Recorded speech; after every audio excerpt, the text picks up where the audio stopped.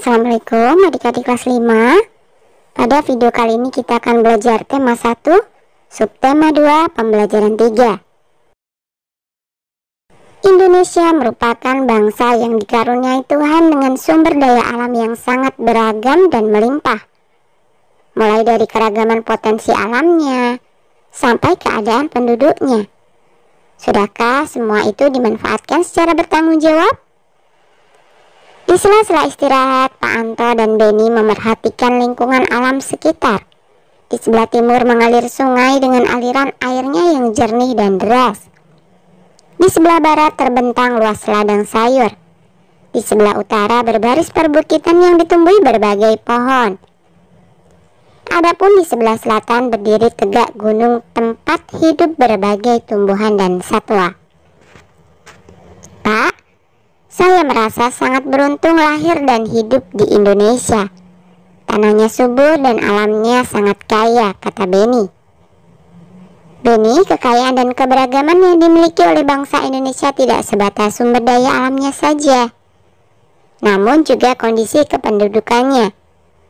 Jumlah penduduk Indonesia sekarang ini sekitar 254 juta jiwa.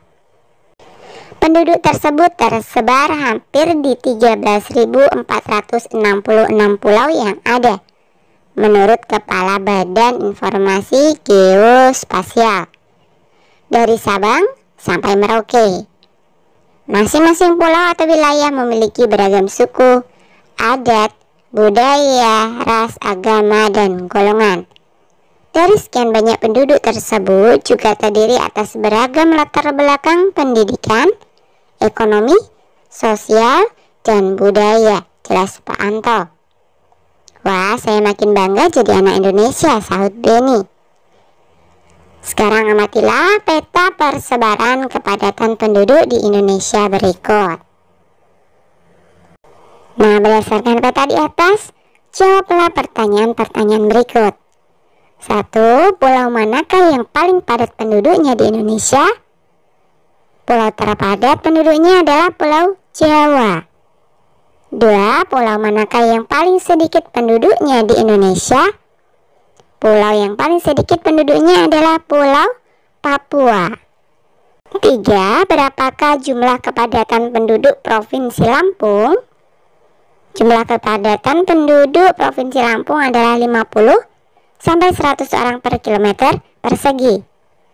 4. Berapakah jumlah kepadatan penduduk Provinsi Papua Barat? Jumlah kepadatan penduduk Provinsi Papua Barat adalah kurang dari 10 orang per kilometer persegi. 5. Berapakah jumlah kepadatan penduduk Provinsi tempat tinggalmu? Nah, ini kalian sesuaikan dengan kepadatan penduduk di provinsi kalian masing-masing ya. Wilayah Indonesia yang sangat luas dan berupa kepulauan telah mengakibatkan keberagaman penduduknya. Salah satunya adalah keberagaman suku.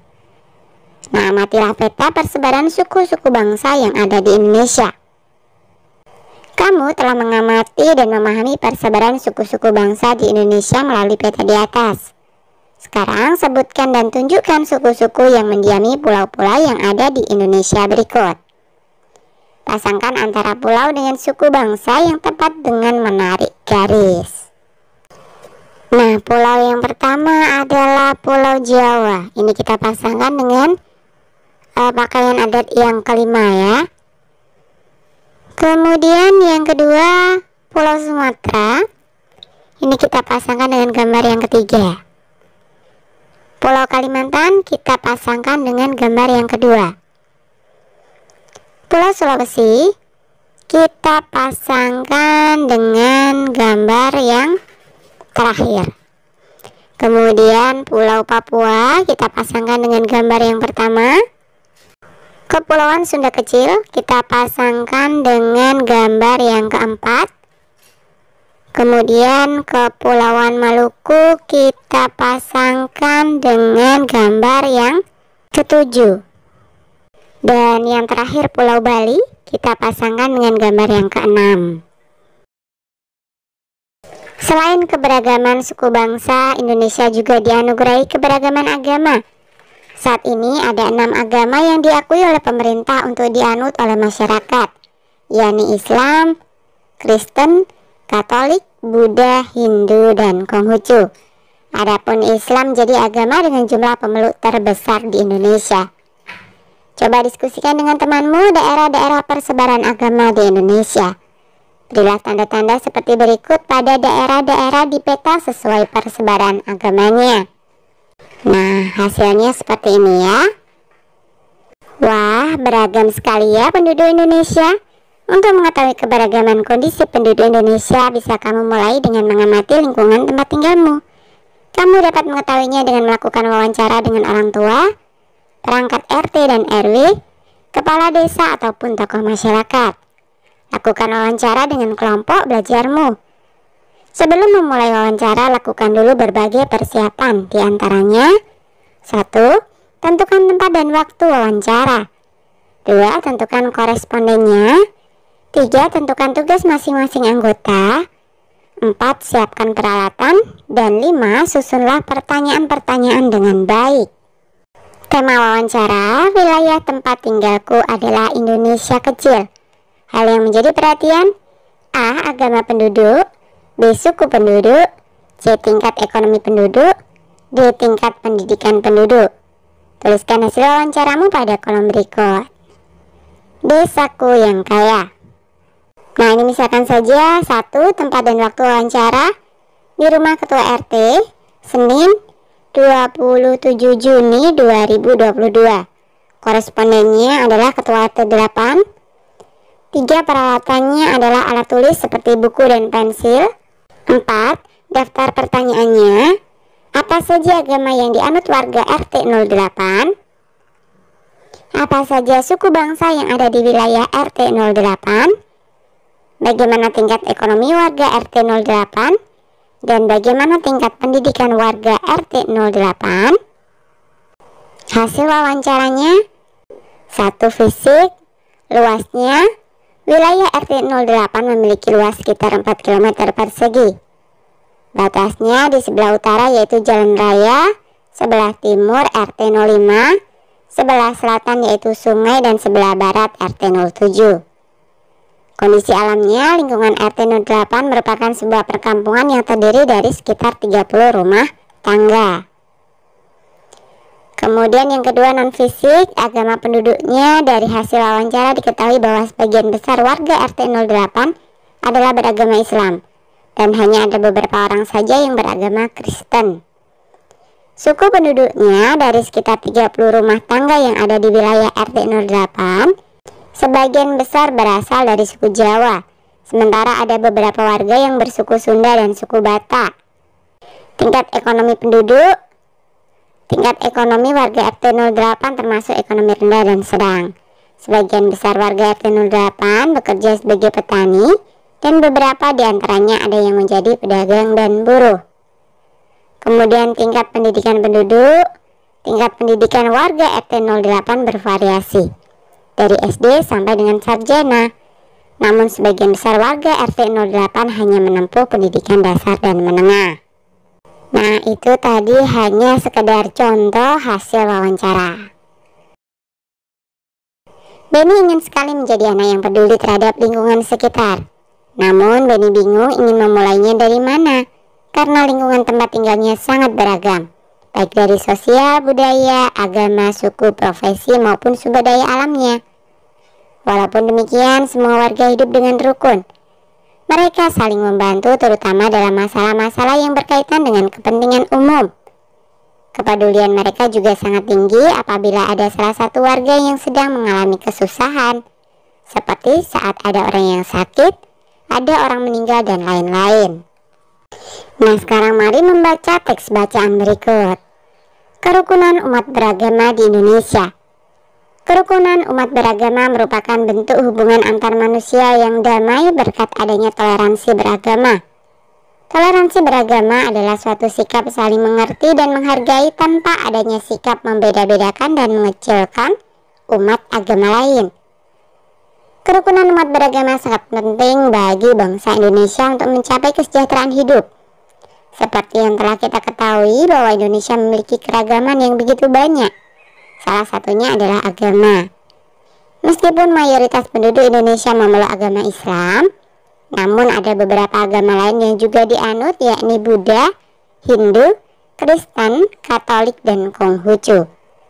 Setiap agama tentunya memiliki aturan masing-masing dalam menjalankan ajaran agamanya. Namun perbedaan ini bukanlah alasan menjadi pemecah belah, namun justru menjadi pemersatu dan memperkaya nilai-nilai dalam masyarakat. Sebagai satu saudara dalam tanah air yang sama, kita harus menjaga kerukunan umat beragama agar bangsa dan negara kita tetap menjadi satu kesatuan yang utuh. Tri Kerukunan Umat Beragama merupakan program yang dicanangkan pemerintah untuk menciptakan kehidupan beragama damai dan rukun. Program ini menghendaki adanya kerukunan antar umat beragama dalam satu agama atau intern umat beragama. Kerukunan antara umat beragama yang satu dengan agama lain, dan kerukunan antara umat beragama dengan pemerintah. Hal ini perlu dilakukan untuk mencegah munculnya konflik dalam kehidupan beragama. Tri Kerukunan Umat Beragama bertujuan agar masyarakat Indonesia bisa hidup dalam kebersamaan, meskipun banyak perbedaan. Program ini harus diwujudkan agar tidak terjadi pengekangan dan pengurangan hak-hak dalam menjalankan ajaran agama, seperti dalam pendirian rumah ibadah, pelaksanaan ibadah dan hari besar keagamaan, serta penyiaran agama. Tri Kerukunan Umat Beragama dimulai dengan kerukunan antar umat beragama dalam satu agama atau intern umat beragama. Perbedaan pandangan dalam satu agama dapat memicu terjadinya konflik dalam agama itu sendiri. Oleh karena itu, perbedaan pandangan ini haruslah diupayakan agar tidak saling merasa bahwa pandangannya adalah yang paling benar. Tri Kerukunan Umat Beragama selanjutnya adalah kerukunan antar umat beragama yang memiliki pengertian kehidupan yang rukun antar masyarakat meskipun berbeda agama dan keyakinan. Dalam hal ini tidak terjadi sikap saling curiga-mencurigai serta selalu menghormati agama masing-masing. Selain itu juga tidak saling memaksakan agama kepada orang lain. Adapun Tri Kerukunan Umat Beragama yang terakhir adalah kerukunan antar umat beragama dengan pemerintah, mengandung pengertian bahwa tiap-tiap umat beragama dapat bekerja sama dan bermitra secara baik dengan pemerintah dalam menjaga kehidupan bermasyarakat, berbangsa, dan bernegara. Dalam hal ini, para tokoh agama dan pemerintah sangat diperlukan perannya dalam mencari solusi yang baik tanpa merugikan pihak manapun. Nah, tentukan ide pokok dari masing-masing paragraf bacaan di atas. Paragraf 1, ide pokoknya adalah kerukunan umat beragama merupakan bentuk hubungan antar manusia yang damai berkat adanya toleransi beragama. Paragraf 2, ide pokoknya adalah kerukunan umat beragama sangat penting bagi bangsa Indonesia untuk mencapai kesejahteraan hidup.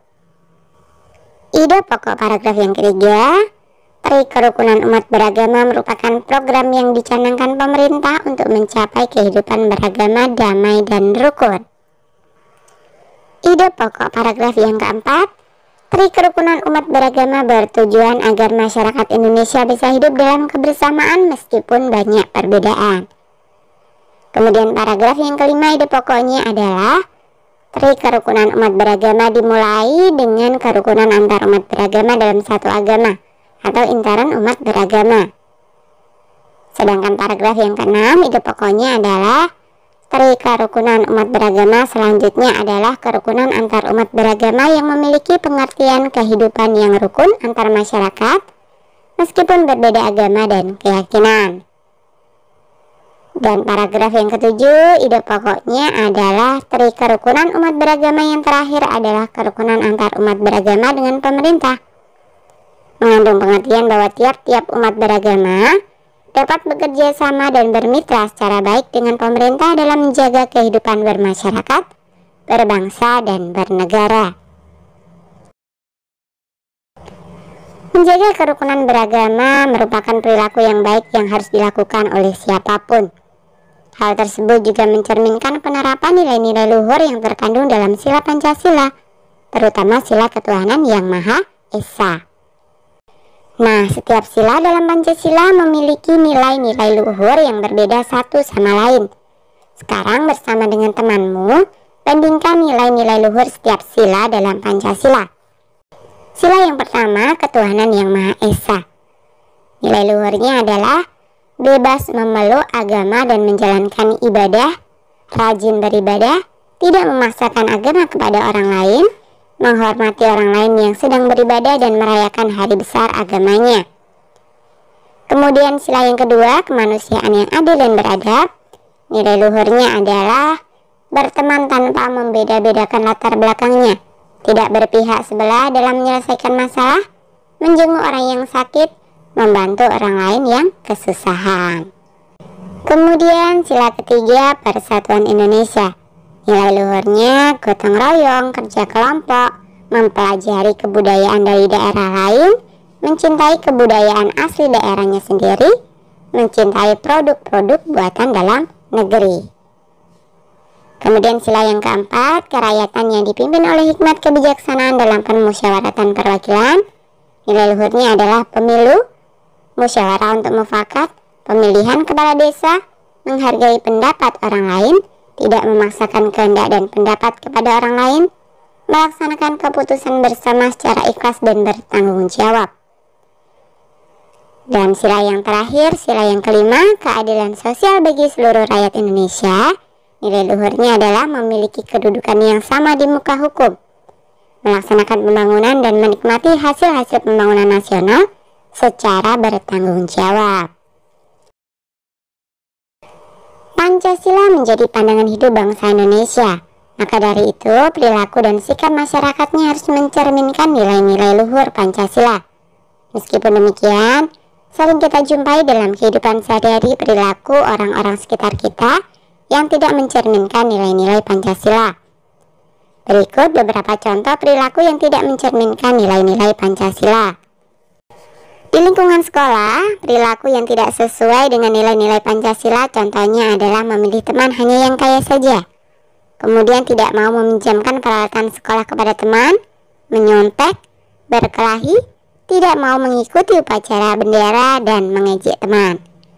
Sedangkan di lingkungan rumah, contoh perilaku yang tidak sesuai dengan nilai-nilai Pancasila antara lain tidak melaksanakan ibadah sesuai dengan agamanya, tidak mau berbagi makanan dengan anggota keluarga yang lain, bermalas-malasan, membantah orang tua, memaksakan kehendak kepada anggota keluarga, dan berbohong. Sedangkan di lingkungan masyarakat, contoh perilaku yang tidak sesuai dengan nilai-nilai Pancasila antara lain tidak mau menjenguk tetangganya yang sakit, melarang orang lain melakukan peribadahan sesuai dengan agamanya, minum minuman keras dan berjudi, tidak mau mengikuti kegiatan kerja bakti, ronda dan rapat lingkungan, suka pamer kekayaan, mencuri, menganiaya teman, dan melakukan kekerasan. Banyak faktor yang membuat bangsa Indonesia menjadi sebuah bangsa yang besar yang bisa disandingkan dengan bangsa-bangsa besar lainnya di dunia. Banyak faktor pula yang menjadikan kita semakin bangga menjadi warga negara Indonesia. Faktor-faktor tersebut antara lain sebagai berikut. 1. Nilai-nilai luhur yang hidup di tengah-tengah masyarakat. 2. Wilayahnya yang luas dan berupa kepulauan. 3. Letak geografis dan strategisnya. 4. Besarnya jumlah penduduk. 5. Beragamnya suku, agama, ras, dan golongan. 6. Beragamnya budaya, sosial, dan ekonomi. Keberagaman yang dimiliki oleh bangsa Indonesia tidak terlepas dari pengaruh luasnya wilayah Indonesia. Wilayah Indonesia berupa kepulauan yang terdiri atas pulau besar dan kecil, baik yang berpenghuni maupun yang tidak berpenghuni. Meskipun demikian, keberagaman ini bukanlah menjadi pemecah, justru menjadi pemersatu bangsa dengan berlandaskan Pancasila. Dengan mempelajari kondisi kependudukan dan geografis alam Indonesia, kita makin bangga dan bersyukur menjadi warga negara Indonesia. Sudahkah kamu mencintai bangsamu? Tuliskan sikap dan perilakumu yang menunjukkan bahwa kamu cinta tanah air. Misalkan saja, bertakwa dan berbuat baik kepada Tuhan, berbuat baik kepada orang lain, bangga sebagai bangsa Indonesia, menjaga nama baik bangsa Indonesia, menggunakan hak pilih dalam pemilu, menjunjung tinggi hukum dan pemerintahan, memberikan aspirasi yang membangun bangsa dan menjaga fasilitas umum. Oke, sampai di sini dulu video kali ini ya. Sampai jumpa di video berikutnya.